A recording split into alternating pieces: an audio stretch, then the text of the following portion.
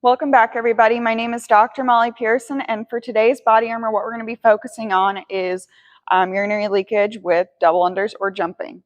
And so the problem that you're noticing is just that, and maybe you've stopped jumping rope in general or just don't jump at all because you're worried about leaking. If so, that's okay. This is a great way for you to start getting back into it and determining where your threshold is so that you can work through that. So the first solution that I have for you, or the first progression, is a toe tap. And so what we might notice with double unders or single unders is that it might just be too much impact for our pelvic floor.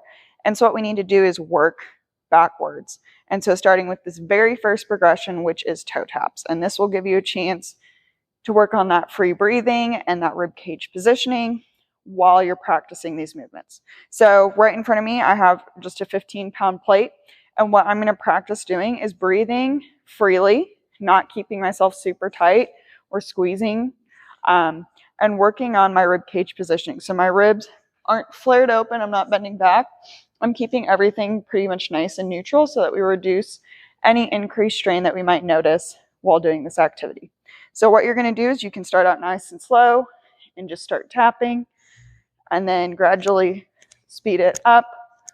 And still working on free breathing and keeping that rib cage up and over your pelvis.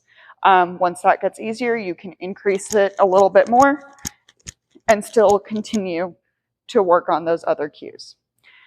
Stay tuned for the next progressions to work back up to your double unders and single unders, and don't forget to subscribe.